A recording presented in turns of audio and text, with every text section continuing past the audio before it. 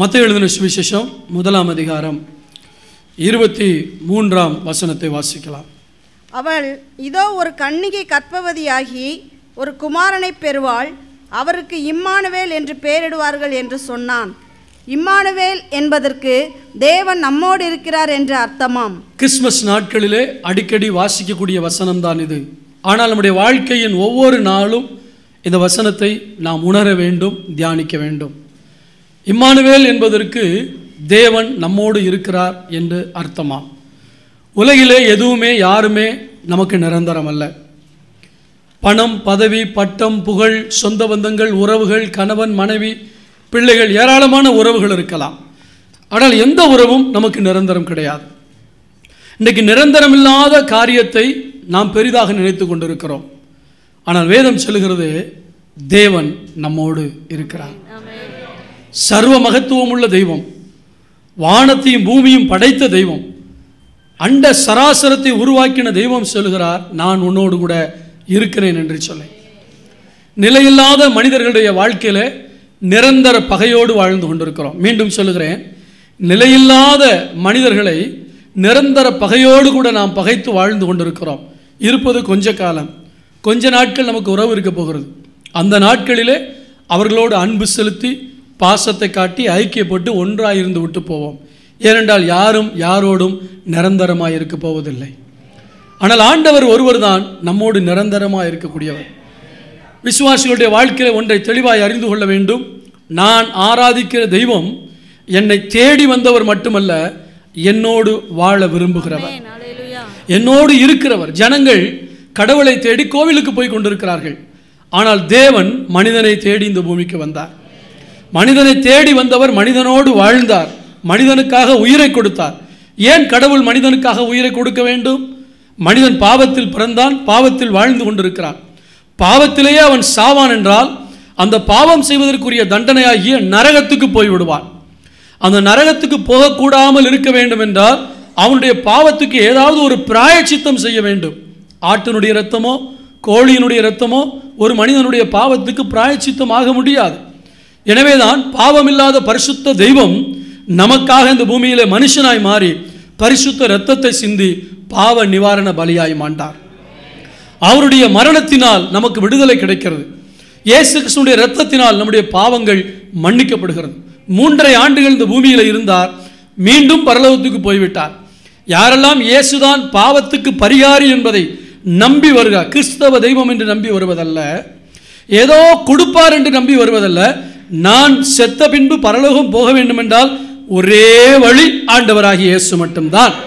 அவர்தான் மனிதனுக்காக உயிர் கொடுத்தார் என்பதை நம்பி அவரிடத்தில் வரும் பொழுது பாவ மன்னிப்பை கொடுக்கிறார், பாவத்திலிருந்து விடுதலை கொடுக்கிறார், பாவத்தின் மேல் வெற்றியை கொடுக்கிறார், பரலோக வாழ்க்கையை கொடுக்கிறார். இந்த பூமியிலே நம்மோடு இருக்கிறார்.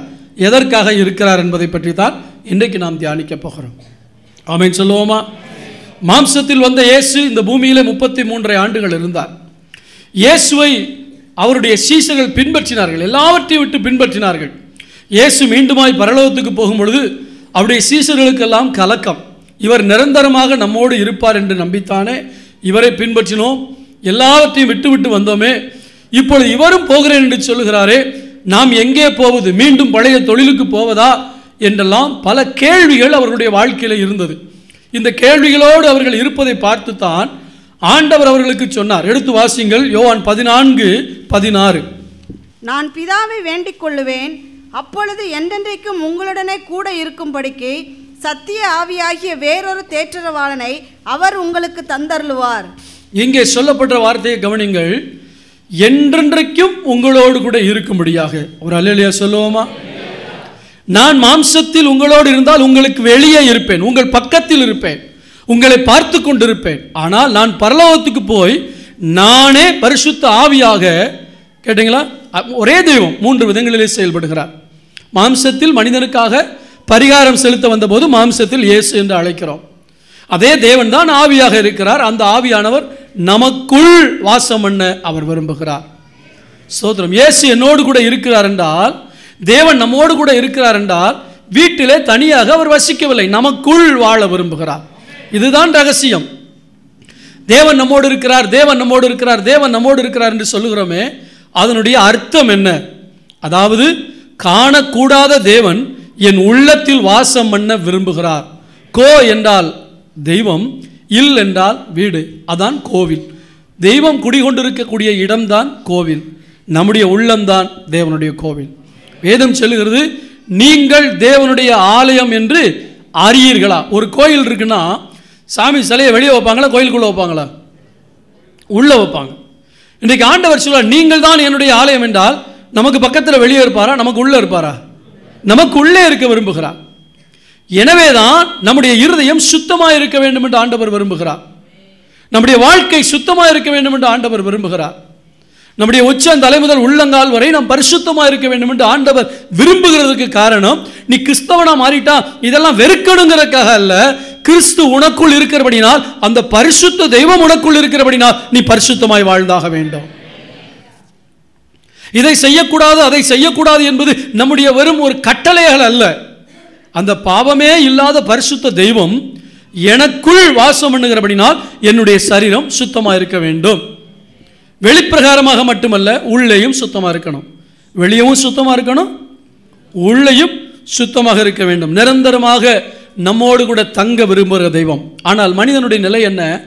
நிரந்தரம் இல்லாத பொருளை நோக்கி ஓடிக்கொண்டிருக்கிறான், நிரந்தரம் இல்லாத உறவுகளை நோக்கி ஓடிக்கொண்டிருக்கிறான், நிரந்தரம் இல்லாத பதவிகளை நோக்கி ஓடிக்கொண்டிருக்கிறான். என்னதான் பெரிய பதவிக்கு போனாலும் கடைசியில் ஒரு நாள் பிராக்கெட்டில் ரிட்டையர்டுன்னு போடதான் ஆகணும், போட்டு தான் ஆகணும். ஆமாவா இல்லையா? எவ்வளோ பெரிய பதவியில் நீங்கள் இருங்க, வேணான்னு சொல்லலை. நம்ம சபையில் இருக்க எல்லா பிள்ளைகளும் கலெக்டர்கள் ஆகணுங்கிறது என்னுடைய கனவு. பெரிய பெரிய ஐஏஎஸ் ஆஃபீஸராக வரணுங்கிறது என்னுடைய கனவு. எல்லா பிள்ளைகளும் நல்ல சமுதாயத்தில் நல்ல நிலையில் உயர்ந்திருப்பது தவறு அல்ல, கர்த்தர் உயர்த்துகிற தெய்வம். ஆனால் அவைகள் நிரந்தரம் அல்ல என்பதை அறிந்திருக்க வேண்டும். அந்த பதவி என்பது ஒரு குறிப்பிட்ட நாள் வரைக்கும் தான், 60 வயது அல்லது 58 வயது, இதற்குள்ள ரிட்டையர்மெண்ட் கொடுத்துருவாங்க. நமக்கு பதவியை விட மனசு இல்லை. வீட்டுக்கு அனுப்புனதுக்கப்புறம் என்ன மனசு இல்லை? பதவியை விட மனசு இல்லை. பின்னாடி பேருக்கு பின்னாடி ரிட்டையர்டுன்னு போட்டுக்கிறோம், ஓய்வு பெற்ற அதிகாரின்னு போட்டுக்கிறோம். ஏன்னா அதை விட மனசு இல்லை. இயேசு பிதாவுக்கு சமமாய் இருப்பதை கொள்ளையாடின பொருளாய் எண்ணாமல் தம்மை தாமே வெறுத்து அவர் அடிமையானார். ஸ்தோத்திரம். நிலையில்லாத பொருளின் மேல் நம்முடைய கவனத்தை செலுத்துகிறோம், நிலையில்லாத உறவுகளின் மேல் நம்முடைய கவனத்தை செலுத்துகிறோம், நிலையில்லாத பணத்தின் மேல் நம்முடைய கவனத்தை செலுத்துகிறோம். ஆனால் நிலையாக நமக்குள் தங்க விரும்புகிறாரு அந்த தெய்வத்தை பற்றி நாம் அக்கறை இல்லாமல் வாழ்ந்து கொண்டிருக்கிறோம். இம்மானுவேல் என்பதற்கு தேவன் நம்மோடு கூட இருக்கிறார் என்று அர்த்தமா? இன்றைக்கு ஒரு தீர்மானம் எடுங்கள், ஆண்டவரே நீர் எனக்குள் நிரந்தரமாய் தங்கிறார். அன்றைக்கு இயேசு கிறிஸ்து மாம்சத்தில் வந்தபோது சமாரியர்கள் ஆண்டவரை பார்த்து கேட்டார்கள், ஆண்டவரே நீங்கள் எங்கள் வீட்டில் வந்து தங்கணும், எங்கள் ஊரில் வந்து தங்கணும். ஆண்டவர் 2 நாள் தங்கினார் என்று சொல்லப்பட்டிருக்கு. ஏனால் மாம்சத்தில் வந்தவர் அங்கே 2 நாள் தான் தங்க முடியும். என்றால் பல இடங்களிலே போய் அவர் ஊழியத்தை செய்தார். ஆனால் இன்றைக்கு யாரெல்லாம் அவரை அழைக்கிறார்களோ அவர்களுடைய உள்ளத்தில் ஒவ்வொரு நாளும், ஒவ்வொரு நிமிடமும், ஒவ்வொரு வினாடியும் அவர் வசிக்க ஆயத்தமுள்ள தேவனாக இருக்கிறார். தேவன் நம்மோடு இருக்கிறார். சொல்லி பாருங்க, தேவன் என்னோடு இருக்கிறார். அது எவ்வளோ பெரிய சந்தோஷமான காரியம். ஏன்னா அதை யாரும் எடுத்து போட முடியாது. எனக்குள்ள இருக்க தெய்வத்தை நான் துரத்தினாத்தான் துரத்த முடியுமே தவிர வேற யாரும் இயேசுவை என்னை விட்டு என்ன செய்ய முடியாது, துரத்தவே முடியாது. ஆனால் யாருக்கு சக்தி இருக்கு? எனக்கு சக்தி இருக்கு. நான் அந்த இயேசுவை துரத்திடலாம். அது எப்படிங்கிறத நான் உங்களுக்கு பின்பாக நான் சொல்லுகிறேன். தேவன் எதற்காக என்னோடு கூட இருக்கிறார்? எடுத்து வாசிங்கள். ஆதியாகமத்தின் புத்தகம் 26ஆம் அதிகாரம் 3ஆம் வசனத்தை வாசிக்கலாம். இந்த தேசத்திலே வாசம் பண்ணு, நான் உன்னுடனே கூட இருந்து உன்னை ஆசீர்வதிப்பேன். இந்த தேசத்தில் வாசம் பண்ணு, நான் உன்னுடனே கூட இருந்து உன்னை ஆசீர்வதிப்பேன். இந்த வசனத்தை வாசிக்கும் பொழுது உங்களுக்கு என்ன புரியுது? ஆண்டவர் எதுக்காக நம்ம கூட இருக்காரு? நம்மளை ஆசீர்வதிக்கிறதுக்காக இருக்காரு. கரங்களை தட்டி கர்த்தருக்கு ஒரு மகிமையை செலுத்துவோமா? ஒரு போலீஸ்காரன் கைதியோடு இருக்கிறது அவனை பாதுகாப்பதற்காக அல்ல, அவன் ஓடிடாம இருக்கிறதுக்காக. அப்படி தேவன் நம்ம கூட இருக்கல. ஒரு சூப்பர்வைசர் எக்ஸாம் ஹாலில் இருப்பது காரணம் அவங்களுக்கு உதவி செய்யறதுக்காக, அவங்க தப்பு செஞ்சா கண்டுபிடிக்கிறதுக்காக.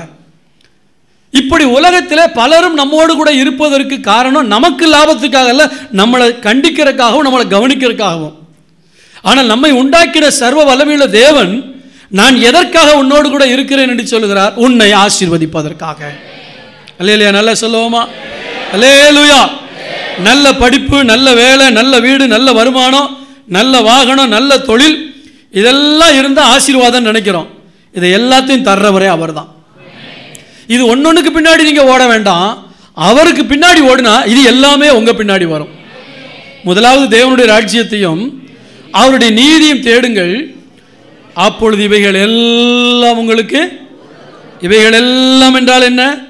Including your job, your needs, your family needs, அதுக்கப்புறம் என்னது உங்களுடைய பிஸ்னஸ், எல்லாம் இன்க்ளூடிங் எல்லாமே உள்ள அடங்கிருச்சு. அவர் மட்டும் கூட இருந்துட்டா போதுங்க, எல்லாத்தையும் அவர் தருவார். ஆனால் நம்ம என்ன செய்கிறோம்? அவரை விட்டுட்டு ஆலயத்துக்கு கூட வரதை விட்டுட்டு எனக்கு வேலை வேலை அதுக்கு பின்னாடி போகிறோம். ஒரு நாள் அவன் சீட்டை கொடுத்துருவான், நாளையிலேருந்து நீ வேலைக்கு வரவேனான்னு சீட்டை கொடுத்துருவான். அதுக்கப்புறம் வந்து உபவாசம் பண்ணி ஜெபம் பண்ணுறது. பாஸ்டர் எப்போ ஜெபம் இருக்குது பாஸ்டர்? ஏன் என்ன விஷயம்னு கேட்டால் ஐயாவுக்கு வேலை போயிருக்கோம். வேலை இருக்கும் போது ஜெபத்துக்கு வரமாட்டார். வியாபாரம் பண்ணுங்க வேணான்னு சொல்லலாம், ஆனால் கர்த்தருக்கு நேரத்தை கொடுங்க, அவர் தான் அதை ஆசீர்வதிக்கிறவர். 7 நாள் நீங்க ஓடி ஓடி உழைக்கிறத 6 நாள்ல சம்பாதிக்கிறதுக்கு கிருபை கொடுப்பார். இடையில வாங்க, ஆண்டவரை தேடுங்க. பைபிள் ஸ்டடி நடக்குது, ஜெபம் நடக்குது, உபவாச ஜெபம் நடக்குது. அந்த ஆர்வம் வரணும், அந்த ஆசை வரணும், தேவனை தேடணும், அவருடைய நீதியை தேடணும். அவர் உங்களை பார்த்து, உங்க ஆர்வத்தை பார்த்து, உங்க உற்சாகத்தை பார்த்து, அவரை தேடுறதை பார்த்து உங்களை இன்னும் தான் ஆசீர்வதிப்பாரே ஒழிய கொஞ்ச நேரம் உங்க பிசினஸை விட்டுட்டு வர்றதுனால நஷ்டம் அடையவே அடையாது. இந்த ரகசியத்தை புரியணும். நீங்க புரிஞ்சவங்க தப்பிச்சாங்க, புரிஞ்சவங்க ஆசீர்வாதமா இருக்காங்க. அல்லேலூயா சொல்லுவோமா? ஆதியாகமம் 26ஆம் அதிகாரம் 12ஆம் வசனத்தை வாசிங்க. ஈசாக்கு அந்த தேசத்தில் விதை விதைத்தான், கர்த்தர் அவனை ஆசீர்வதித்ததினால் அந்த வருஷத்தில் 100 மடங்கு பலனடைந்தான். ஐயா, அந்த தேசத்துல எல்லாரும் தான் விதை விதைச்சாங்க. அபிமெலேக்கு அங்கே இருக்கிறான். அபிமெலேக்கு பக்கத்திலே தான் இந்த ஈசாக்கு வாழ்ந்து கொண்டிருக்கிறார். ஆண்டவர் இந்த தேசத்தில் வாசம் பண்ணுன்னு சொன்னார். இடத்தை சூஸ் பண்றது கர்த்தர், நீங்க கிடையாது. ஒரு பிசினஸ் பண்ணணும்னா அந்த பிசினஸை சூஸ் பண்றது யாரா இருக்கணும்? கர்த்தரா இருக்கணும். ஒரு இடத்துல ஒரு கடை வைக்கணும்னா அந்த இடத்தை யார்கிட்ட கேட்டு ஜெபம் பண்ணி வாங்கணும்? ஆண்டவர்கிட்ட கேட்கணும். ஆண்டவர் அப்படியெல்லாம் சொல்லிக் கொடுப்பாரா? சொல்லுவார். அவர்கிட்ட ஜெபம் பண்ணி பாருங்க, அக்யூரேட்டா கர்த்தர் செய்வார். தடுமாற்றமே இருக்காது. எங்கள்கிட்ட வந்து ஜோசியத்தை கேட்குற மாதிரி எங்கள்கிட்ட வந்து ஜெபம் பண்ணி சொல்லுங்க பாஸ்டர்னு கேட்கக்கூடாது. அப்புறம் நல்லா இருந்தால் வாழ்த்துவீங்க, கெட்டு போச்சுன்னா அவ்வளோதான். அதுக்கு மேலே நான் சொல்ல விரும்பலை. அதனால நீங்க என்ன செய்யணும்? நீங்க முழங்கால் போட்டு ஜெபம் பண்ணா கர்த்தர் உங்களுக்கு வெளிப்படுத்துவார். எந்த ஊழியக்காரனுக்கும் ஆண்டவர் கான்ட்ராக்ட் கொடுக்கல, இவங்க மூலமா தான் பேசுவோன்னு சொல்லி. எந்த விசுவாசி தேவனிடத்தில் ஜெபிக்கிறார்களோ அந்த விசுவாசிகளோடு என் தேவன் நேரடியாய் பேச அவர் வல்லமையுள்ளவராக இருக்கிறார்.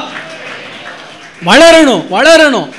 இங்க கூட்டம் நடக்குது அங்க ஓடுவோம், அங்க கூட்டம் நடக்குது அங்க ஓடுவோம், தீர்க்க தரிசனம் போட்டிருக்காங்க அங்க ஓடுவோம். நோ, முழங்கால் போட்டா கர்த்தர் உங்களோட பேச. வளரணும். இன்னும் குழந்தைகள் மாதிரி இருக்கக்கூடாது. நம்ம சபையை பொறுத்த அளவுக்கு கண்ட இடத்துக்கு ஓடுற விசுவாசிகளா இருக்கக்கூடாது. கர்த்தருடைய பாதத்தில் அமருங்க, கர்த்தர் கொடுத்த சபைக்கு வாங்க, வசனத்தை கேளுங்க, அந்த வாரம் முழுசும் கர்த்தருக்காக வாழுங்க. இதை தவிர வேறு இல்லை, ஆண்டவர் உங்களை கைவிட மாட்டார். ஸோ ஆண்டவர் சொல்லுங்க, இந்த தேசத்தில் வாசம் பண்ணு. ஒரு கட்டளை. எந்த ஒரு ஆசீர்வாதத்துக்கு பின்னாடி என்ன இருக்கு? ஒரு கண்டிஷன். வேற ஒன்று சொல்ல, உங்களால் சுமக்க முடியாத கட்டளை கொடுக்கல. நான் சொல்ற இடத்துல இரு, நான் சொல்றபடி வாழு, உன்னை 100 மடங்குன்னு ஆசீர்வதிக்கிறேன். வியாபாரம் 100 மடங்கு வரணுமா? அவர் சொல்றபடி செய்யுங்க. உங்க படிப்பில் 100% மார்க் நீங்க ஸ்கோர் பண்ணணுமா? அவர் சொல்றபடி செய்யுங்க. ஆமேன் சொல்லுங்களேன். உங்க தொழில் ஆசீர்வதிக்கணுமா? அவர் சொல்றதை கேளுங்க. அவர் எப்படி சொல்லுவார்? ஏற்கனவே நிறைய பைபிளில் சொல்லி வச்சிட்டார். பைபிளை வாசிக்க வாசிக்க அவர் என்ன செய்யணுங்கிறத சொல்றார். அதை வாசிச்சு பாருங்க, அதை சொல்றபடி செய்யுங்க, உங்க வாழ்க்கையில் ஆசீர்வாதம் வரும்.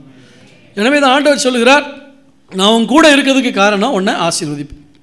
இங்க ஈசாக்கு அந்த தேசத்தில் விதை விதைத்தான், கர்த்தர் அவனை ஆசீர்வதித்ததினால். ஐயா, நிலம் ஒன்றுதான். பக்கத்து நிலத்துக்காரனுக்கு என்ன தண்ணி பாயுதோ அதே தண்ணி தான் ஈசாக்குடைய நிலத்துக்கும் பாயுது. பக்கத்து நிலத்துக்காரனுக்கு என்ன வெயில் அடிக்குதோ அதே வெயில் தான் ஈசாக்குடைய நிலத்துக்கும் அடிக்குது. பக்கத்து நிலத்துக்காரன் என்ன உரம் போடுறானோ அதே உரத்தை தான் ஈசாக்கும் போடுறான். பக்கத்து நிலத்தில் எப்படியெல்லாம் ஆட்கள் வேலை செஞ்சாங்களோ அதை போலதான் ஈசாக்கு வேலை செய்யறான். என்ன வித்தியாசம்? கர்த்தர் ஆசீர்வதிக்கிறார். உங்களுக்கு பக்கத்தில் இருக்கிற பிசினஸ் பண்றவனுக்கும் உங்களுக்கும் ஒரு வித்தியாசம் இருக்கணும். கர்த்தர் ஆசீர்வதிக்க விரும்புகிறார். தம்மை நம்பி வந்த பிள்ளைகளை உலக மனுஷனை விட அதிகமா அதிகமா அதிகமா ஆசீர்வதிக்கிறது கர்த்தருடைய சித்தம் சித்தம் சித்தம். ஆனா அவர் சொல்றதை கேளுங்க, அவருக்கு இடம் கொடுங்க. ஈசாக், அபிமெலேக்கு அந்த தேசத்தினுடைய ராஜா, அந்த தேசத்தில் உயர்ந்த ஸ்தானத்தில் இருக்கிறவன். இந்த ஈசாக்கு பஞ்சம் பழைக்க போனவன். ஆனா ஒண்ணு, அவன் தனியா போல, கர்த்தரோட போனான். நீங்க எந்த இடத்துல இருந்தாலும் சரி, கர்த்தரோட இருந்து பாருங்க, கர்த்தர் உங்களோட இருக்க விரும்புகிறார். ஸ்தோத்திரம். ஈசாக்கு விதை விதைத்தான். அந்த வருஷத்துல 100 மடங்கு. எந்த வருஷத்துல? கர்த்தர் சூஸ் பண்ண இடத்துல, கர்த்தர் சொன்ன இடத்துல இருந்தபோது. இத்தனை ஆண்டுகள் உங்க வாழ்க்கையில இல்லாத ஆசீர்வாதம் வரணுமா? இந்த வருஷத்துல கர்த்தர் சொல்றதை கேட்டு பாருங்க, இதுவரைக்கும் இல்லாத ஆசீர்வாதம் உங்களுக்கு வரும். 100%. அது நடைமுறையில் நடக்கவே முடியாத ஒரு காரியம். ஆனால் கர்த்தரால் கூடும். ஆமென். நீங்கள் ஒரு பொருள் வாங்கினீங்கன்னா 100% லாபத்துக்கு விற்க முடியாது. ஒரு ஜவுளி கடை எடுத்துக்கொள்ளுங்க. ஒரு 20 சட்டை அவங்க பர்ச்சேஸ் பண்ணுறாங்கன்னா 20 சட்டையும் உடனே விற்றுறாது. அவன் ஒரு 10 சட்டையிலே அந்த 20 சட்டைக்குரிய லாபத்தை அவன் எடுத்துருவான். ஏன்னா அதிகமான பணத்தை வச்சு விற்கிறான். ஆனால் அந்த 20 சட்டை விற்கிறதுக்கு பல நாட்கள் ஆகும். கொஞ்சம் கற்பனை பண்ணி பாருங்க, வாங்கி வச்ச உடனே அந்த 20 சட்டையும் போயிடுதுன்னா என்ன அர்த்தம்? சோத்திரம். அந்த சட்டை நல்லா இருக்குன்னு அர்த்தம், இல்லாட்டி அந்த கடைக்காரன் நல்ல நேக்க வியாபாரம் பண்ணான்னு அர்த்தம். ஏதோ ஒன்று 100%. ஆண்டர்ஸில் உனக்கு நேக்கும் தேவையில்லை, உனக்கு வியாபார தந்திரமும் தேவையில்லை, நீ எனக்கு கீழ்ப்படிஞ்சா போதும். உன் கூட ஒன்றை மாதிரியே வியாபாரம் பண்ணுறவங்கள விட 100 மடங்கு ஒன்றை நான் ஆசீர்வதிக்க முடியும். எத்தனை பேர் நம்புறீங்க? ஒரே ஒரு காரியம், அவர் உங்கள் கூட இருக்கணும். ஆமென். அவர் உங்கள் கூட இருக்க விரும்புகிறார். யாரோடு இருக்கிறார்? படித்தவங்க, படிக்காதவங்க, ஏழை, பணக்காரன், குடிசையில் இருக்கவன், மாளிகையில், யாராக இருந்தாலும் அவங்களோட இருப்பார். ஆமென். விதிவிலக்கே கிடையாது. 13ஆம் வசனத்தை வாசிங்க. அவன் ஐஸ்வர்யவனாகி வர வர விருத்தி அடைந்து மகா பெரியவனானான். போதும். என்ன போட்டிருக்கு? எல்லாம் சேர்ந்து வாசிங்க பார்க்கலாம். அவன் ஐஸ்வர்யவனாகி வர வர விருத்தி அடைந்து. பாஸ்டர், வர வர தெரிஞ்சுக்கிட்டே போகுது. ஏன்? முன்னாடி மாதிரி பிஸ்னஸ் இல்லை, இப்போ டல்லாக போகுது. முன்னாடி மாதிரி மண்டையில் ஏற மாட்டேங்குது, படித்தா ஒரு மாதிரியா போகுது, மனசுலேயே நிற்க மாட்டேங்குது. ஏன்? கர்த்தர் கூட இல்லை. ஆனால் கர்த்தர் கூட இருந்தால் என்ன நடக்கும்? கர்த்தர் உங்களை ஐஸ்வர்யவானா மாற்றுவார். பண ஆசை அல்ல, நான் பண ஆசையை பற்றி பேசலை. கர்த்தருக்கு ஒரு மனுஷன் பயந்து வாழ்ந்து கர்த்தரோடு வாழ்ந்தா கர்த்தர் அவனை ஐஸ்வர்யவனாய்த்தான் மாற்றுவார். உங்கள் கையில் வர்ற பணம் பாவத்துக்கு போகாமல் இருக்குங்கிற நம்பிக்கை அவருக்கு வரணும். ஆமீன் சொல்லுவோமா? 10 ரூபா கொடுத்தா டாஸ்மார்க்கு போகிறான், 100 ரூபா கிடைச்சா பாண்டிச்சேரிக்கு போகிறான்னு சொன்னால் கர்த்தர் பணத்தை கொடுப்பாரா? கொடுக்க மாட்டார். சோத்திரம். புரியுதா நான் சொல்கிறேன்? உங்களுக்கு புரியுதா? கொஞ்சம் போனஸ் வந்த உடனே ஐயா பரப்பிட்டுருவார் பாண்டிச்சேரிக்கு. ஏன்னா ஃபாரின் சரக்கு அங்கே தான் கிடைக்குது. உன்னை கர்த்தர் எப்படி ஆசீர்வதிக்க முடியும்? வர வர தேஞ்சுக்கிட்டு தான் போவேன். நான் சாபம் போடலை, எச்சரிக்கிறேன். ஆனால் கர்த்தர் உன்னோடு கூட இருப்பார் என்றால் உன்னை ஐஸ்வர்யவானா பார்க்க விரும்புகிறார்.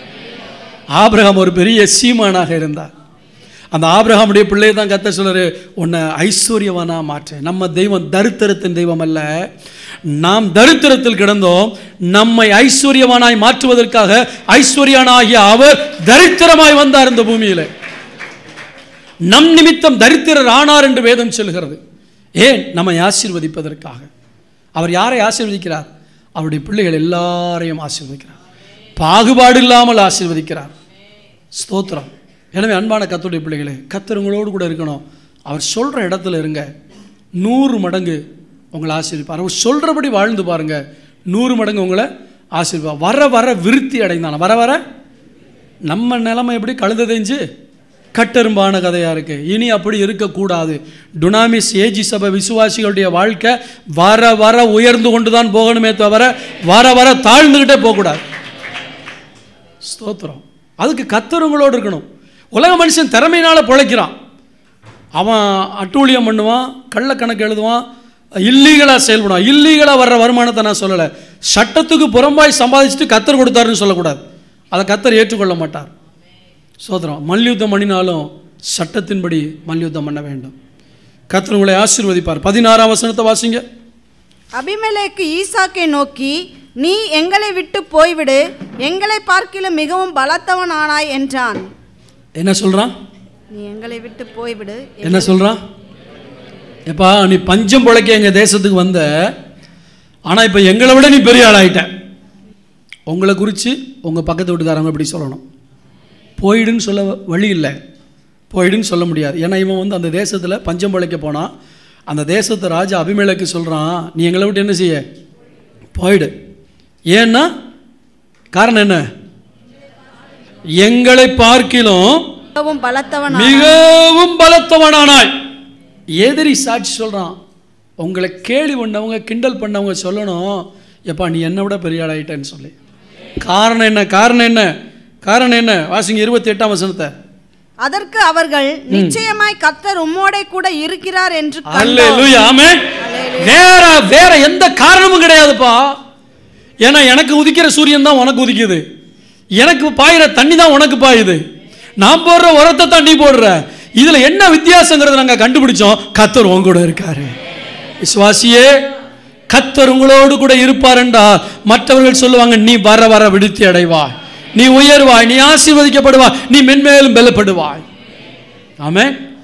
இன்னையிலிருந்து விசுவாசிகளுடைய நிலைமை உயர்ந்துகிட்டே போகணும். இல்லையா சொல்லுவோமா? இந்த இடத்த வாங்குறதுக்கு நம்ம சபை விசுவாசியில காசு கொடுத்து வாங்கி கொடுக்கணும்.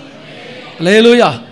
ஒரு ஆளை கர்த்தர் எழுப்பி இந்த இடத்த வாங்கி கொடுக்க முடியும். நீங்கள் கர்த்தரோடு இருந்தீங்கன்னா, கர்த்தர் உங்களோடு இருந்தார்னா. ஆமென். ஸ்தோத்திரம். யாருக்கு தெரியும்? ஒரு வீட்டை கட்டும் போதே ஒரு இடத்த வாங்கி அப்படி எப்படின்னு ஒரு பெரிய பில்டராக மாற்றிட்டேன்னா அவரே வாங்கி கட்டி கொடுத்துருவார். ஓசியிலே வாங்கி ஓசியிலே கட்டி கொடுத்துருவார். இப்படி தான் ஒவ்வொருத்தரும் நினைக்கணும். அல்லையில சொல்லுவோமா? அதுக்காக போயிட்டு, ஆண்டவரே நான் லாட்ரி சீட்டு வாங்குகிறேன், லாட்ரி விழட்டும், நான் சர்ச்சு கொடுக்குறேன், அது கர்த்தர் அனுமதிக்காத பணம்.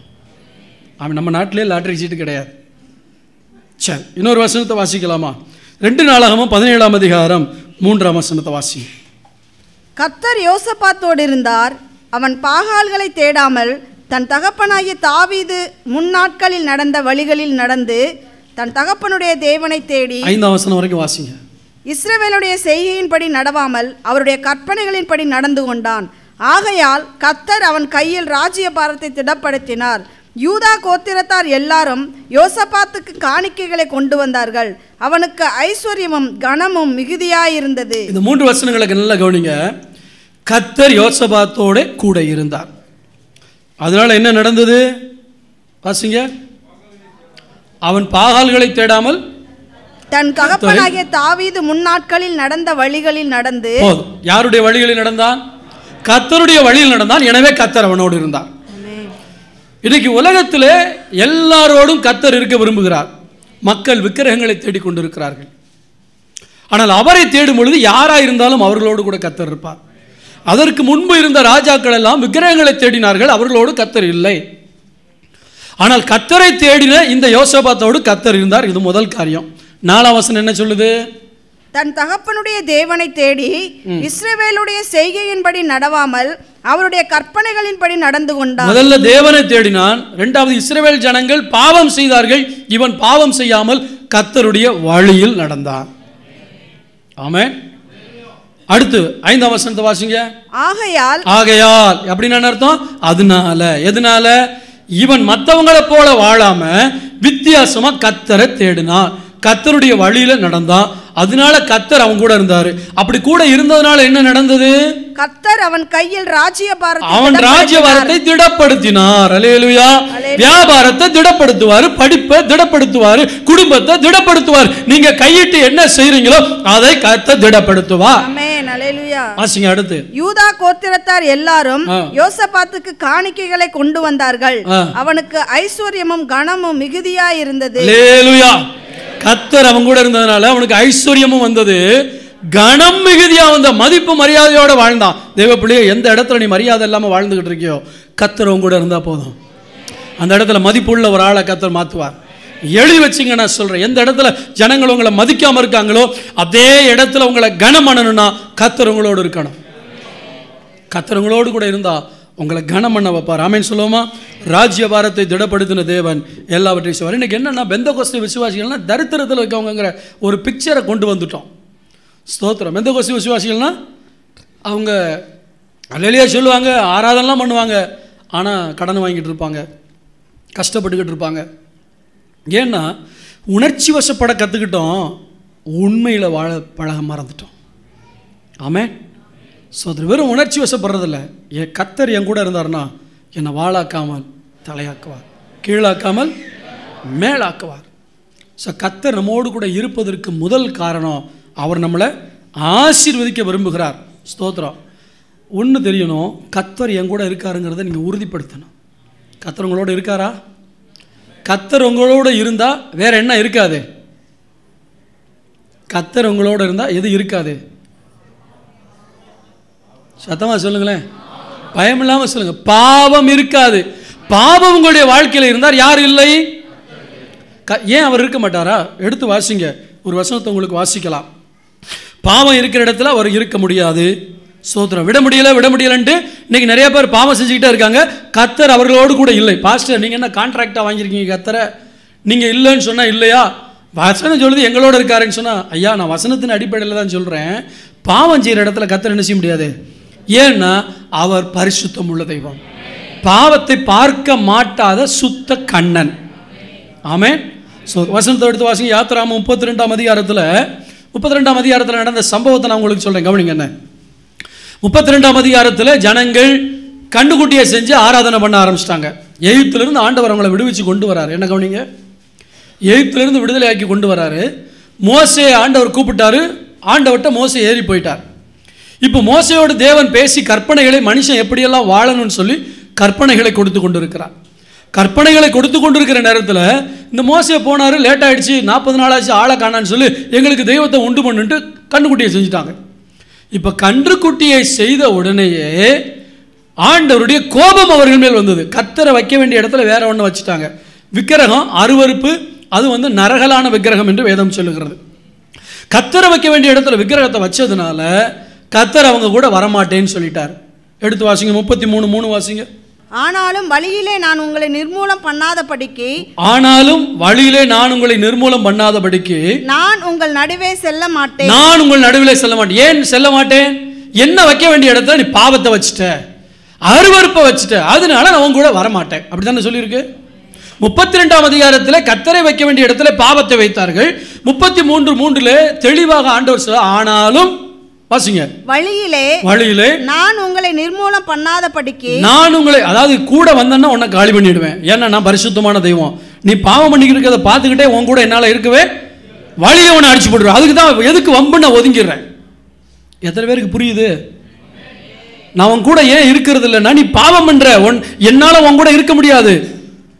நீங்க நினைக்கிறீங்க அதெல்லாம் ஆண்டவர் அட்ஜஸ்ட் பண்ணிக்கிறாரு. இந்த பெந்தகோஸ்தே பாஸ் ஜெபராஜா தான் மோசமான மனுஷன். அவர் எப்போ பார்த்தாலும் தப்பா பிரசங்கம் பண்றாரு. அந்த ஆண்டவர் எவ்வளவு அன்புள்ளவர். வாசிங்க சங்கீதம் 50ஆம் அதிகாரம். இவர் எவ்வளவு அன்புள்ளவருங்கிறத உங்களுக்கு காட்டுறேன். அது அன்புள்ளவர்ங்கிறதுல மாற்றமே இல்லை. 100க்கு 100 அவர் அன்புள்ளவர். ஆனால் என்ன சொல்றாரு, நீ பாவத்தில் இருக்கும்போது நான் கூட வந்தேன்னா எனக்கு கெட்ட கோபம் வந்துடும், உன்னை அடிச்சு போட்டுருவேங்கிறாரு. வேற ஒன்றும் இல்லை. வாசிங்க 50ஆம் அதிகாரம் 16 நான் வாசிக்கிறேன்.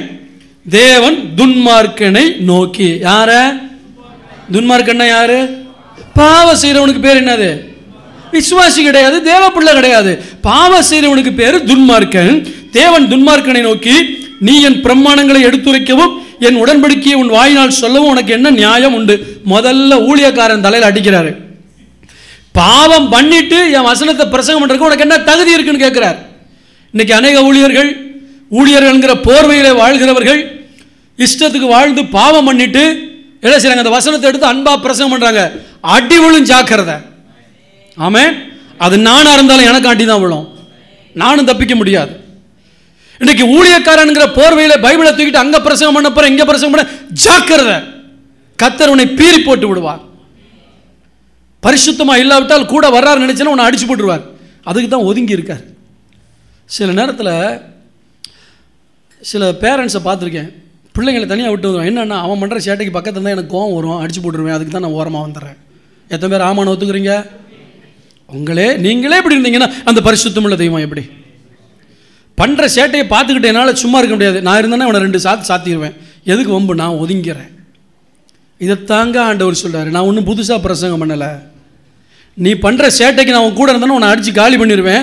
அதனால தான் கூட இல்லாமல் இருக்கேன். அதனால தான் உனக்கு நஷ்டம், பிரச்சனை, போராட்டம், வேதனை, நிம்மதி இல்லை, சமாதானம் இல்லை. ஏன்னா நான் கூட இல்லை. கூட இருந்தால் ஆசீர்வாதமாக இருக்கும். இப்போ ஊழியர் செய்கிறவங்களை பார்த்து சொல்கிறாரு, நீ பரிசுத்தமாக வாழாம ஐயா வசனத்தை எடுத்து சொல்கிறக்கு உனக்கு என்ன அருகதை இருக்கு சொல்கிறார். சிக்ஷையை நீ பகைத்து என் வார்த்தைகளை உனக்கு பின்பாக எரிந்து போடு. கர்த்தர் பேசுகிற மாதிரி வார்த்தை வரும், உடனே பின்னாடி தூக்கி போடும். அதெல்லாம் பரவாயில்ல, அப்படியெல்லாம் கிடையாது. இன்றைக்கி இந்த வசனத்தை கேட்கும்போது எத்தனை பேர் இந்த வசனத்தை பின்னாடி தூக்கி போடுறீங்க?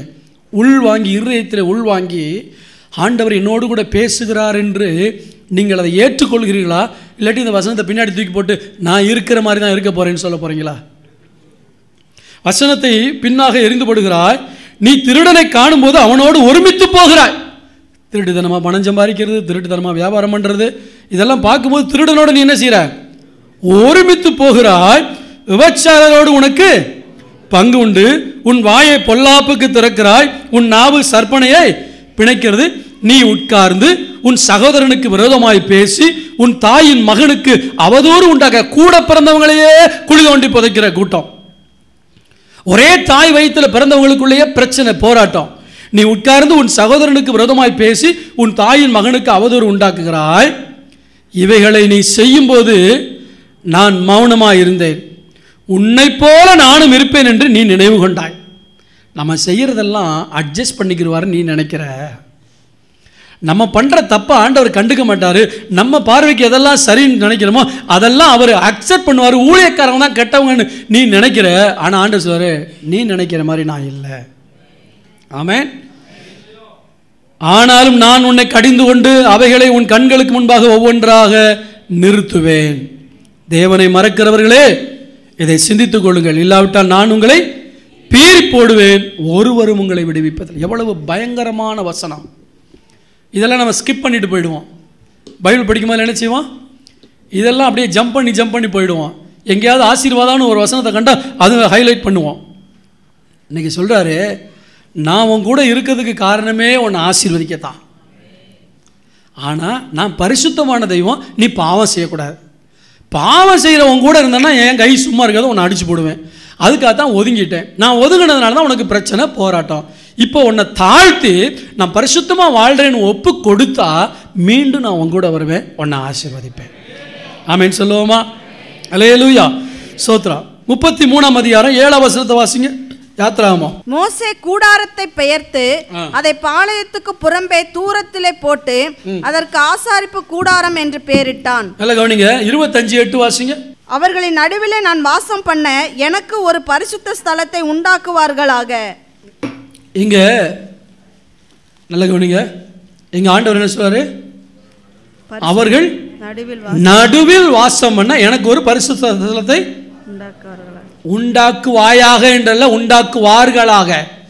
கர்த்தர் உங்க மத்தியில் வாசம் பண்ணணும்னா நீங்க தான் உங்க வீட்டை பரிசுத்த ஸ்தலமா மாற்றணும்.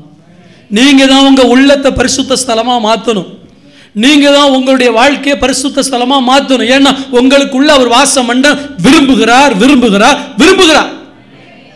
நான் அவங்க நடுவில் வாசம் பண்ண விரும்புகிறேன். அதற்கு ஒரு பரிசுத்த ஸ்தலம் தேவை. ஏனென்றால் நான் பரிசுத்தம் உள்ள தெய்வம். புரியுதா? எத்தனை பேருக்கு புரியுது? உங்கள் வீடு பரிசுத்தமாக இருந்தால் உங்கள் வீட்டில் கர்த்தர் இருப்பார். உங்கள் உள்ளம் பரிசுத்தமாக இருந்தால் உங்கள் உள்ளத்தில் கர்த்தர் இருப்பார். நீங்கள் படித்த ஆளாக இருக்கணுங்கிற அவசியம் இல்லை, நீங்கள் பணக்காரங்களாக இருக்கணுங்கிற அவசியம் இல்லை, பெரிய பதவியில் இருக்கணுங்கிற அவசியம் இல்லை. நீங்கள் யாராக இருந்தாலும் கர்த்தர் உங்களோடு இருப்பார். ஆனால் ஒன்று, நீங்கள் தான் பரிசுத்த ஸ்தலத்தை உண்டாக்கணும். அப்படி நடுவில் வாசம் பண்ண விரும்புகிற தெய்வம் தான் இப்போ 33:7 சொல்லப்பட்டிருக்கு. மோசே கூடாரத்தை பெயர்த்து கொண்டு பாளையத்துக்கு புறம்பே. அதனால என்ன ஆகும்? தொடர்ந்து வாசிங்க. கர்த்தரை தேடும் யாவரும் பாளையத்துக்கு புறம்பான ஆசரிப்பு கூடாரத்துக்கு போவார்கள். போதும். நல்ல கவனிங்க, முதல்ல இருக்கிற இடத்துல கர்த்தரை தேடினாங்க, இப்போ ரொம்ப தூரம் போக வேண்டியிருக்கு. கர்த்தர் உங்க வீட்டில் இருக்காரா இல்லை அசுத்தத்தை கண்டு போயிட்டாரா? உபாகமம் 23:14 வாசிங்க. உன் தேவனாய கர்த்தர் உன்னை ரட்சிக்கவும் உன் சத்துருக்களை உனக்கு ஒப்பு கொடுக்கவும் உன் பாளையத்திற்குள்ளே உலாவிக் கொண்டிருக்கிறார். ஆகையால் அவர் உன்னிடத்தில் அசுசியான காரியத்தை கண்டு உன்னை விட்டு போகாதபடிக்கு உன் பாளையம் சுத்தமாய் இருக்க கடவுள். அவர் உன்னோடு கூட தான் இருக்கிறார், உன் கூட தான் வாழ விரும்புகிறார். ஆனால் அசுத்தத்தை கண்டு அவர் போயிடாதபடிக்கு உன் பாளையம் சுத்தமாக இருக்க கடவுள். இதை விட தெளிவாக எனக்கு பிரசங்கம் பண்ண தெரியாது. இதை விட தெளிவாக பிரசங்கம் பண்ண தெரியும். வாலிப தம்பி தங்கச்சி, உன் சிந்தை உன் இருதயம் சுத்தமாக இருக்கணும். வாலிப நாட்களில் கண்ட கற்பனைகளில் நீ மிதந்துக்கிட்டு இருப்பேனா, கண்ட காட்சிகளை உன் மனசில் பார்த்து பார்த்து பார்த்து பார்த்து கற்பனை உலகத்தில் இருப்பேனா, கர்த்தர் இருக்க மாட்டார், பிசாசு இருப்பான் அவன் கூட. வாலிபர்கள் கவனிக்கணும், வாலிப தங்கச்சிகள் கவனிக்கணும். இந்த வாலிப நாட்களில் உனக்குள்ள எழுப்புகிற அந்த உணர்ச்சிகளை பிசாசுக்கு இரையாக்கி விடாதே. நீ கர்த்தரிடத்தில் வா. ஆமென் சொல்லுவோமா? ஒரு அழகான ஒரு வீடியோ எனக்கு ஒன்று வந்துச்சு. ஒரு வாலிப பிள்ளை அப்பாட்ட கேட்குறா, அப்பா நான் உங்கள்கிட்ட ஒரு காரியத்தை மனம் திறந்து பேசணும். என் கூட படிக்கிற ஒரு பையன், நம்ம தெருவுக்கு பக்கத்து தெருவில் இருக்க இன்னாருடைய பையன் என்னை பார்த்து அடிக்கடி பேசுகிறான்ப்பா, உங்களோட பேசணும்னு தோணுதுன்னு சொல்கிறான்ப்பா அப்படின்னு சொல்லும் போதில் அவங்க அப்பா அந்த பிள்ளையை பார்த்து கேட்டாரான், நீ என்ன நினைக்கிறேன்ட்டு. நான் முதல்ல அவன் என் கூட அடிக்கடி வந்து பேசும்போது ஷட்டப் அப்படின்னு சொல்லிட்டேன். ஆனால் திரும்ப அவன் சொன்னதெல்லாம் நினச்சி பார்க்கும்போது எனக்குள்ளேயும் அவன்கிட்ட பேசணும்னு ஆசை வருதுப்பா, நான் என்ன செய்ய அப்படின்னு அப்பாட்ட கேட்டாளா மகள்.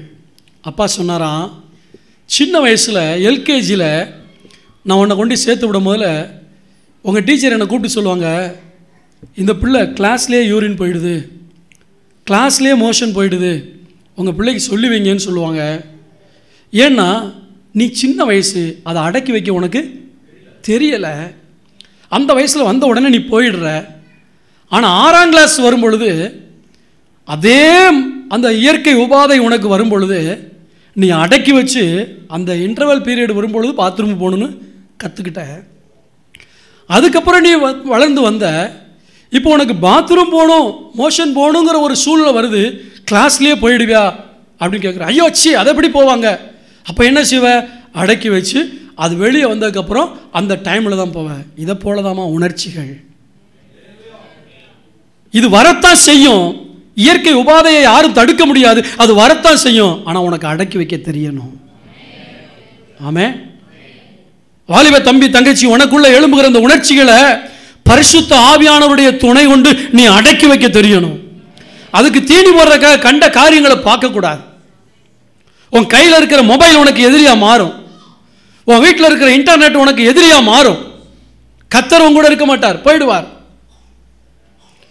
இன்னைக்கு அப்படியெல்லாம் மாட்டிக்கிட்டதுனால தான் அநேகருக்கு ஜெபத்துக்கு வர முடியல. ஜெபம்னு சொன்னா கசக்குது. எச்சரிக்கையா இருங்க.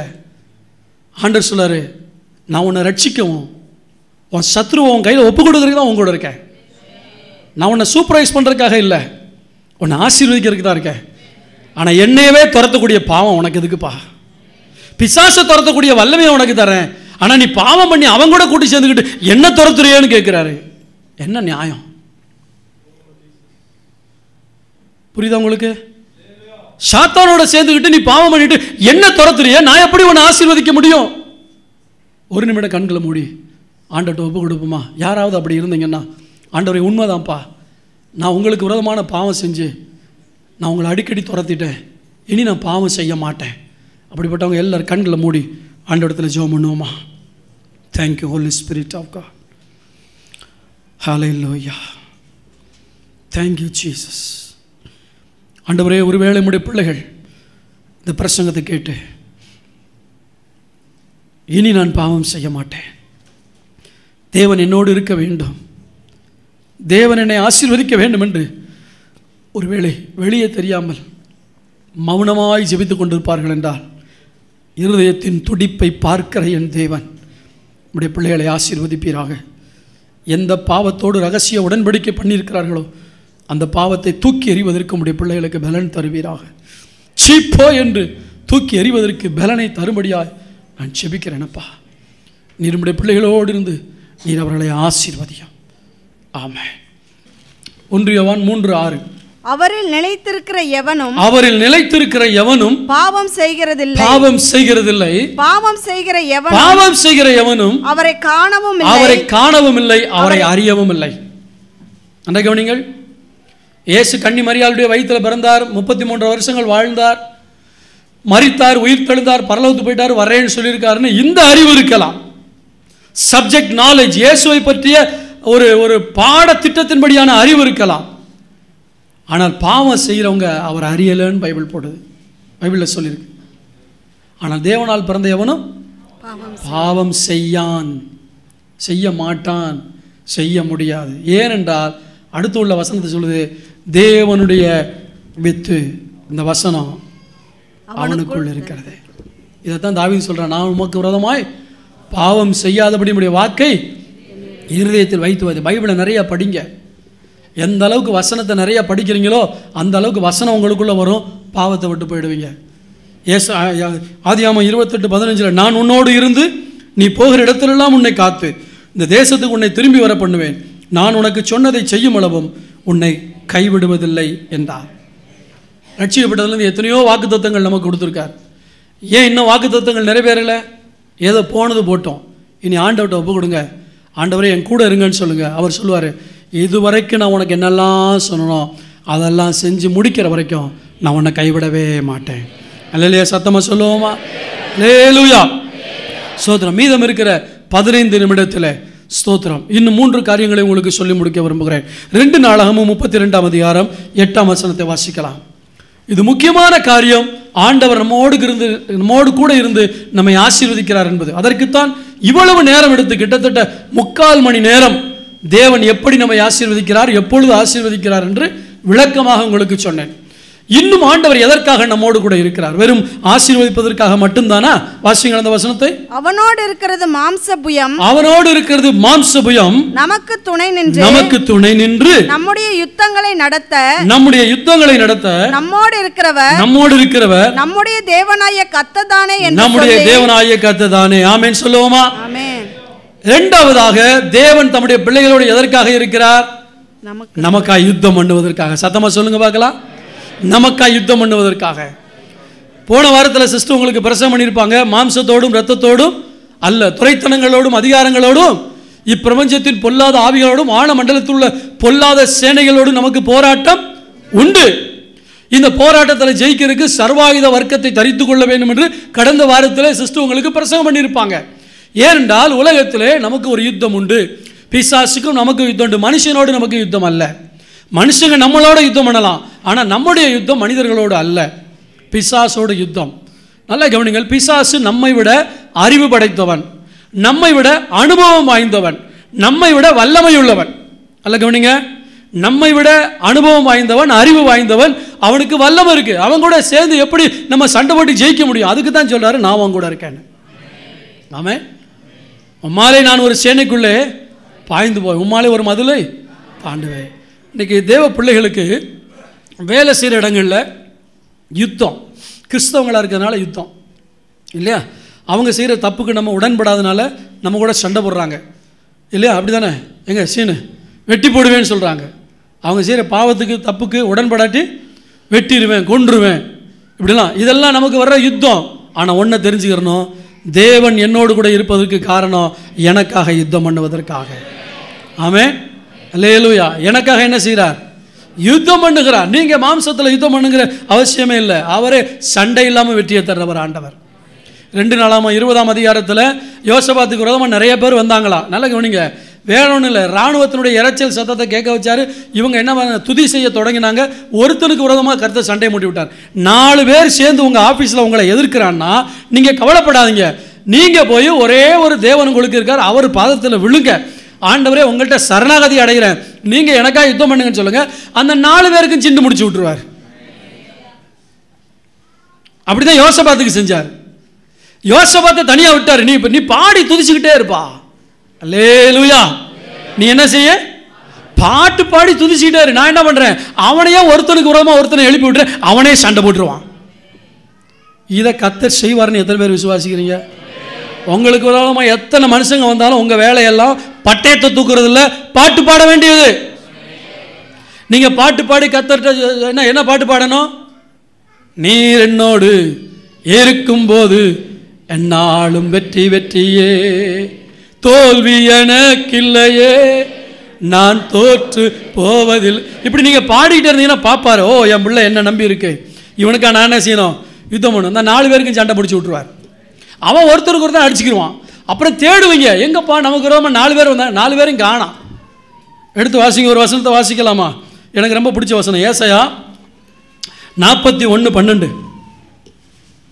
ஏசாயா 41:12 உன்னோடு போராடினவர்களை தேடியும் காணாதிருப்பாய். உன்னோடு யுத்தம் பண்ணின மனுஷர் ஒன்றுமில்லாமல் இல்பொருளை தேடி பார்ப்பீங்க. அந்த டிபார்ட்மெண்ட்டை விட்டு கத்த தூக்கிடுவாருங்க. ஒரு அலையில சொல்லுங்க பார்க்கலாம். உன் டிபார்ட்மெண்ட் பக்கமே தலை வச்சு படுக்காதபடி, அல்லது உன் ஏரியா விட்டு வீடை காலி பண்ணிட்டு போக வச்சிருவார். பக்கத்து வீட்டுக்காரவங்க போராடிக்கிட்டு இருக்காங்களா, இருக்கிற குப்பையெல்லாம் உங்கள் வீட்டில் தள்ளி விட்டு உங்கள்கிட்ட சண்டைக்கு வர்றாங்களா, தோத்திரம் பண்ணி ஜபம் பண்ணு. இல்லையில சொல்லுவோமா, வீடை காலி பண்ணிட்டு போயிடுவாங்க. சொந்த வீடாக இருந்தால் கூட விற்றுட்டு போயிடுவாங்க. என்ன பாஸ்டர் எப்படி சொல்கிறீங்க? இதே தெருவில் சபை ஆரம்பித்தப்போ ஒருத்தர் வந்தார், இங்கெல்லாம் சர்ச்சு கட்டக்கூடாது, நாங்கள்லாம் குடியிருக்கணும், இங்கே சர்ச்சு கட்டக்கூடாது அப்படின்னாரு. ஆண்டவர்கிட்ட விட்டுட்டேன், ஆண்டவரை நீங்கள் அவரை பார்த்துங்கன்ட்டு. நடந்தது என்ன தெரியுமா? கொஞ்ச நாள் கழித்து நிம்மதி இல்லைன்ட்டு இதே இடத்துல வந்து உட்காந்து ஜெபம் பண்ணார். அதுக்கு கொஞ்ச நாள் கழித்து ஆளை காணோம். வெளியே பார்த்தா என்னங்கன்னா, வீடை விற்றுட்டு வந்துட்டேன் சார் அப்படின்ட்டாரு. சபை இருக்குது, அவர் இல்லை. அவர் வீடு இருக்குது, ஆனால் அவர் இல்லை. கர்த்தர் நமக்காக யுத்தம் பண்ணுவார். ஆமென். வேலை ஸ்தலமாக இருக்கலாம், வீடாக இருக்கலாம், எந்த இடமா இருக்கலாம், உங்களோட யுத்தம் பண்ணுறாங்கன்னா கர்த்தர் உங்களோட இருப்பது காரணம் ஒன்று, அடுத்தவன் பொறாமப்படுற அளவுக்கு ஆசீர்வதிக்க, ரெண்டாவது அவனோட அவர் யுத்தம் பண்ணுவார். உங்களுக்காக யுத்தம் பண்ணி உங்களுக்கு ஜெயத்தை கொடுப்பார். 2002ஆம் ஆண்டு நான் துபாய் பட்டணத்துக்கு போயிருந்தேன். ஸ்தோத்திரம். அங்கே ஒரு சகோதரன் என்னை அலைன் என்று சொல்லக்கூடிய இடத்துக்கு கூட்டிக் கொண்டு போனார்.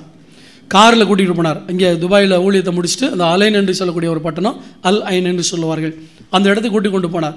போகும்பொழுது காரில் போகும்பொழுது அவருடைய சாட்சியை சொன்னார். என்னென்னா, அவர் வேலை பார்க்குற டிபார்ட்மெண்ட் ஒரு டெலிஃபோன் டிபார்ட்மெண்ட். அந்த டிபார்ட்மெண்ட்டில் அவருக்கு மேலே ஒரு இந்திய நாட்டை சேர்ந்த வேறு மாநிலத்தை சேர்ந்த ஒருவர், மாநிலத்தை சொல்லக்கூடாது இல்லையா, வேறு மாநிலத்தை சேர்ந்தவர் அவருக்கு மேலதிகாரியாக இருந்திருக்கிறார். இவங்க 2 பேருக்கு ஒத்து வரார். ஆனால் இவர் நல்லா ஜெபிக்கக்கூடிய ஒரு தேவ மனுஷன். ஆண்டவர்கிட்டத்தில் இவர் ஜெபம் பண்ணிகிட்டே இருக்கார். ஆண்டவர், எனக்கு மேலே இருக்கிற அந்த அதிகாரி இவ்வளோ பிரச்சனை பண்ணுறாரே அப்படின்ட்டு.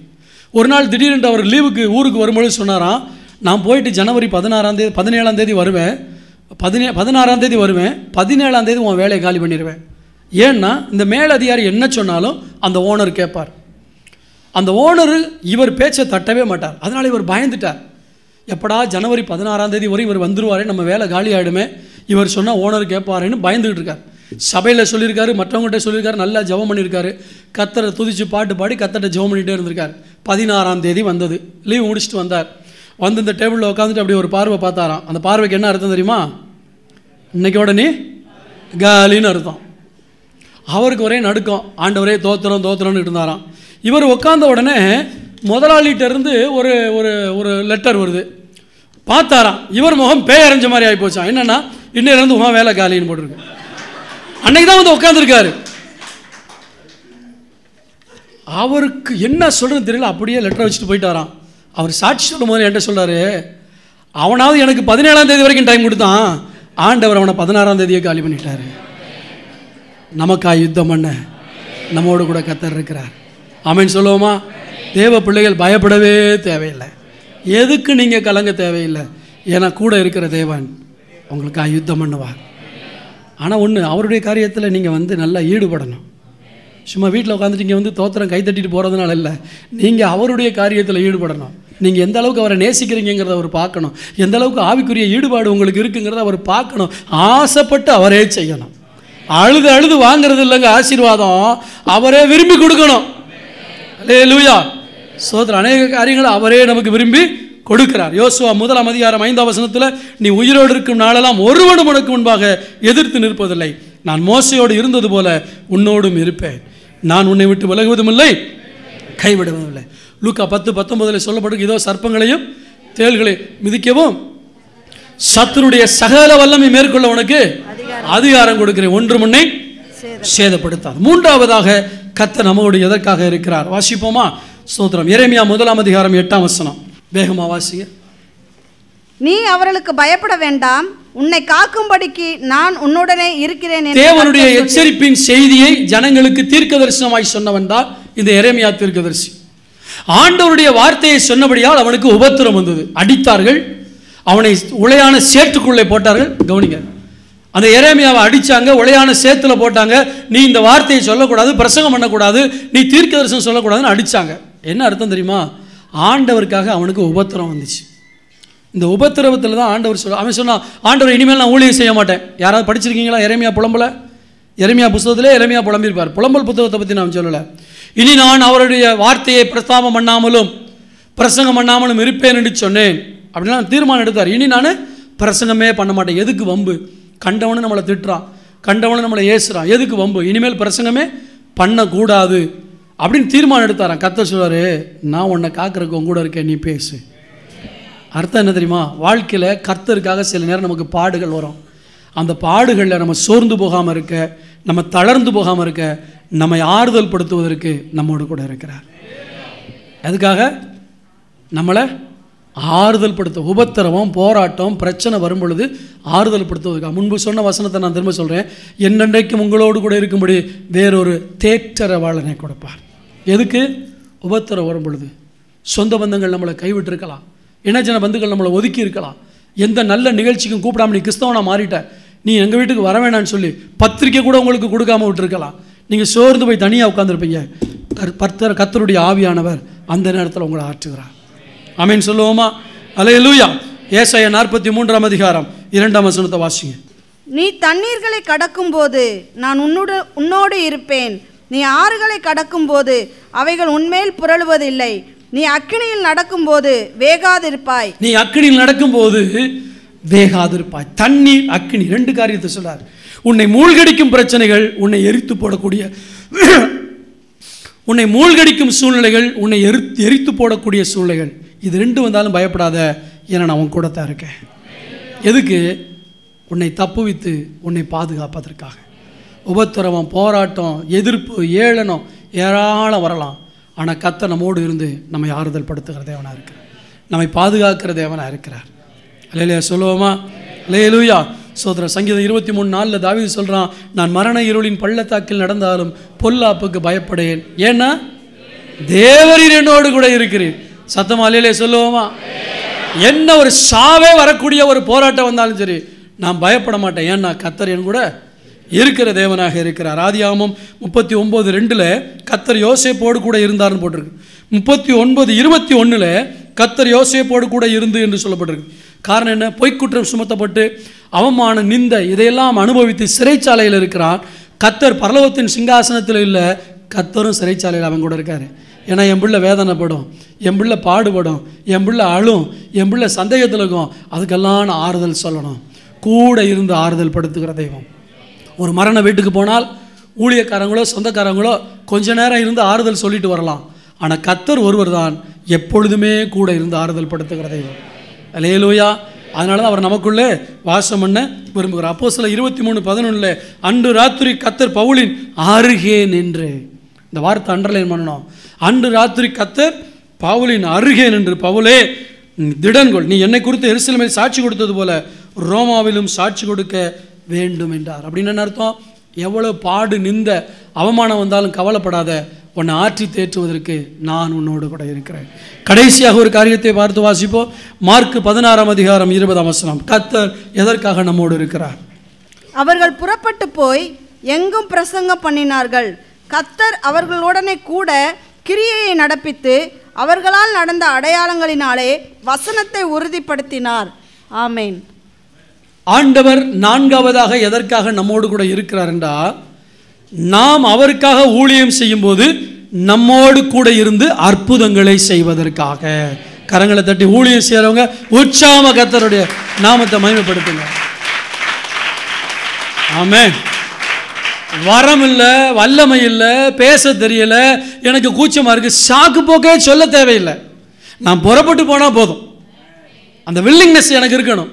நானும் ஆண்டவருக்கு ஏதாவது செய்யணும். உனக்கு ஒன்றும் தெரிய வேண்டாம், பேச தெரிய வேண்டாம். மோசே சொன்னா, ஆண்டவர் என்ன திக்குவாய் மந்த நாம் உள்ளவன், எனக்கு பேச தெரியாது. யாத்திராமன் 4:12 சொல்லுங்க, அதனால் நீ போ, நான் வாயோடு இருந்து நீ பேச வேண்டியதை போதிப்பேன். இதை விட என்ன வேணும்? சில சொல்ல எனக்கு பேசவே தெரியாது பசங்க, உனக்கு பேச தெரிய வேண்டாம், கர்த்தர் உன் வாயோடு இருப்பார். ஆமே. இன்னைக்கு 10 வருஷம் சர்ச்சுக்கு வந்தாலும் ஒரு ஊழியத்துக்கு வராத விசுவாசிகள் இங்கே தான் உட்காந்துருக்காங்க. ஷோகேஷ் பொம்மை மாதிரி. கோச்சிக்கிட்டா கோச்சிங்க, எனக்கு பயம் இல்லை. ஆனால் ஒன்று தெரிஞ்சுக்கிறணும், ஊழியம் செய்கிறவங்களை கர்த்தர் கனம் பண்ணுவார். ஆமே. எதுக்காக அவங்கெல்லாம் ஊழியத்துக்கு வர மாட்டேங்கிறாங்கன்னு எனக்கு தெரியாது. ஒன்று பாவம் இருக்கணும், இல்லாட்டி ஊழியத்தை குறித்து அக்கறை இல்லாமல் இருக்குது. இது 2 தவிர வேறு எதுவும் இருக்காது. வேலை அது மற்ற வேலைன்னா மற்ற இடத்துக்கு போகிறோம் இல்லையா, சொந்தக்காரங்களை பார்க்க போகிறோம், அங்கே போகிறோம், இங்கே போகிறோம், அது எல்லாம் நம்ம காரியத்துக்கு எல்லாத்துக்கும் போகிறோம். ஆண்டவருக்கு மட்டும் வரலைன்னா ஒன்று பாவம் இருந்தால் ஊழியம் செய்ய முடியாது. அதான் முக்கியமான பாரம் இருக்கக்கூடாது, இல்லாட்டி பாவம் இருக்க. இது அந்த பாவம் இருக்கணும், இல்லாட்டி பாரம் இருக்கணும். இந்த 2 தான் என்ன செய்யாது, ஊழியம் செய்ய விடாது. ஸோ ஆத்துமாக்களை குறித்த பாரமே இல்லை, ஊழியம் செய்ய முடியுமா? முடியாது. 2வது பாவம் உள்ளே இருந்துச்சுன்னா ஊழியம் செய்ய முடியுமா? முடியாது. ஊழியம் செய்யாதவங்களுக்கு இது 2 இருந்தால் தான் காரணம், மற்றபடி காரணம் எனக்கு தெரியாது. ஆனால் ஊழியம் செய்கிறவங்களுக்கு சொல்கிறேன், ஊழியம் செய்ய விரும்புகிறவங்களுக்கு சொல்கிறேன், கர்த்தர் உங்களோடு கூட இருந்து நீங்கள் எங்கே போகிறீங்களோ அங்கே உங்களோடு இருந்து கிரியை நடப்பிப்பார். பிசாசு பிடிச்சவங்க வீட்டுக்கு ஜெபம் பண்ண போகிறீங்களா, உங்களோட இருந்து அந்த பேயை விரட்டுவார். வியாதியஸ்தர்கள் மேலே கை வச்சு ஜெபிக்க போகிறீங்களா, கர்த்தர் அற்புதம் செய்வார். அல்லேலூயா, ஸ்தோத்திரம். அங்கே நாங்கள் கந்தசாமி நகருங்கிற ஒரு இடத்துல ஊழியம் செய்ய போயிருந்தோம் இலங்கையில். அங்கே கடைசியாக கூட்டமெல்லாம் முடிஞ்சு ஒரு ஆளுக்கு கேன்சர் பேஷண்ட்டுன்னு ஜெபம் பண்ண கூட்டிகிட்டு போனாங்க. படுத்த படுக்கையாக இருக்கார், நடக்கக்கூட முடியலன்ட்டு. நாங்கள் போனோம், கூட ஒரு சில ஊழியக்காரர்கள் வந்தாங்க, சிஸ்டர் வந்தாங்க. நாங்கள் போய் பார்த்தோம். அவர் எழுந்து உட்கார்றார். இவங்களுக்கு ஆச்சரியம், ஏன்னா எழுந்திருக்கவே முடியாத ஆள். ஏன்னா அதுக்கு முன்னாடி அந்த பாஸ்ட் போய் ஜெபம் பண்ணிட்டு வந்தார், நாங்கள் ஜெபம் பண்ணதுனால இல்லை. பாருங்கள், அந்த பாஸ்ட் ஜெபம் பண்ணிட்டு வந்துட்டார், ஆனால் கர்த்தர் கிரியை நடப்பித்திருக்காரு. எழுந்து உட்கார்றாரு, காலெல்லாம் வீக்கமெல்லாம் வத்தி இருக்கு. விசுவாசிகளே, நாங்கள் ஜெபம் பண்ணதுக்கப்புறம் என்ன நடந்துச்சுன்னு எங்களுக்கு தெரியாது, நாங்கள் வந்துட்டோம். ஆனால் அதுக்கு முன்பாக ஜெபித்த அந்த போதகர் ஜெபித்த போது அங்கே ஒரு சகோதரி சொன்னாங்க, பாஸ்ட் ஒய்ஃபு, நாங்கள் வந்து ஜெபம் பண்ணோம் பாஸ்டர், சந்தோஷமாக இருக்குது. ஒன்று செய்யுங்க, இன்னையிலேருந்து ஒரு தீர்மானம் எடுத்து கர்த்தருடைய ஊழியத்தை செஞ்சு பாருங்கள், உங்கள் மூலமாக வியாதியஸ்தர்கள் சுகமாவாங்க, உங்கள் மூலமாக பிசாசின் பிடியில் உள்ளவர்கள் விடுதலையாக்கப்படுவார்கள், உங்கள் மூலமாக குழப்பமான குடும்பங்கள் ஆறுதல் அடையும். சோதர் பிரிந்து போகக்கூடிய நிலைமையில் இருக்க குடும்பங்களை ஒன்று சேர்த்து வைக்கக்கூடிய கிருபைகளை கர்த்தர் உங்களுக்கு கொடுப்பார். ஏன்னா நீங்கள் போனீங்கன்னா உங்களோடு கூட இருந்து கிரியை நடப்பிப்பார். வேதம் சொல்லுகிறது, கர்த்தர் பவுலின் கைகளினாலே அநேக அற்புதங்களையும் அடையாளங்களையும் செய்தார். உங்கள் கையை அப்படி நீட்டி பாருங்கள், என் கையிலையும் செய்யும் ஆண்டவரே, சொல்லுங்கள் பார்க்கலாம். என் கையிலும் செய்யும் ஆண்டவரே, இந்த கையிலையும் நீர் அற்புதங்களை செய்யும் ஆண்டவர். கர்த்தர் செய்வார். எப்போ? புறப்பட்டு போகும் பொழுது. முதலாவது ஆண்டவர் நம்மோடு எதற்காக இருக்கிறார்? என்னை ஆசீர்வதிப்பதற்காக. அப்படி அவர் என் கூட இருக்கணும்னா என் வாழ்க்கையில் பாவம் இருக்கக்கூடாது. 2வதாக ஆண்டவர் எதற்காக இருக்கிறார்? எனக்காக யுத்தம் பண்ண. 3வது எதற்காக இருக்கிறார்? எனக்கு ஆறுதலை உண்டாக்க, என்னை பாதுகாக்க. 4வது என்னை அவருக்காய் பயன்படுத்த. ஆமென் சொல்லுவோமா? கர்த்தருக்கு ஸ்தோத்திரம். அல்லேலூயா.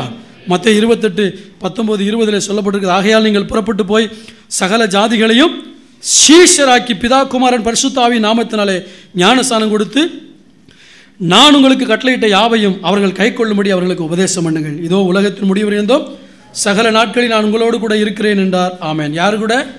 ஊழியம் செய்கிறவங்க கூட. யாரெல்லாம் மக்களை சுவிசேஷத்தினால் ஆண்டவருக்கென்று ஆதாயம் பண்ணுகிறார்களோ அவர்களோடு கர்த்தர் இருப்பார். நம்ம சபையினுடைய நோக்கம் என்ன தெரியுமா? வர்றவங்களை சீஷர்கள் ஆக்குறது. அதுக்கு தான் ஆராதனை முடிச்சுமே கிளாஸ், அதுக்கு தான் வாலிபர்களுக்கு கிளாஸ், அதுக்கு தான் பெண்களுக்கு கிளாஸ். மெம்பர் முக்கியம் இல்லை. இந்த சபையில் எத்தனை வருஷமாக மெம்பராக இருக்கீங்கிறது முக்கியம் இல்லை.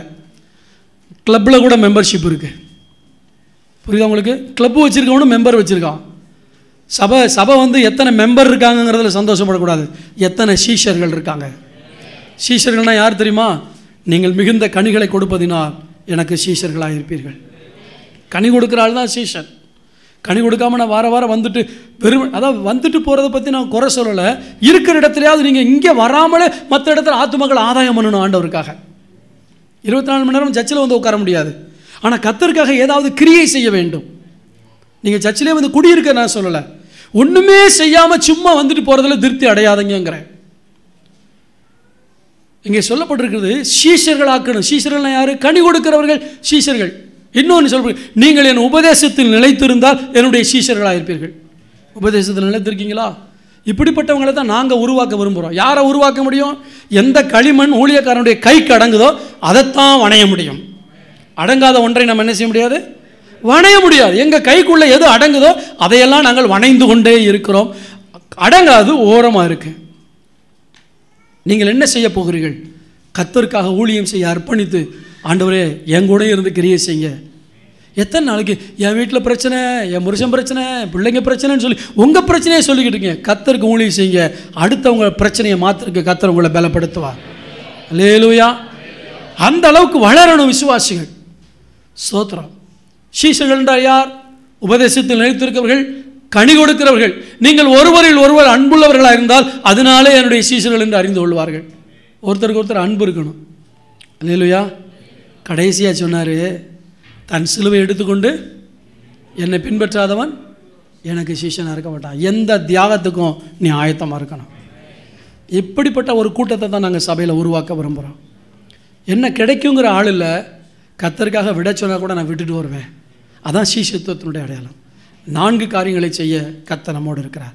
முழங்கால் படிக்கிட்டு ஜெபம் பண்ணுவோம். ஆண்டவர்கிட்ட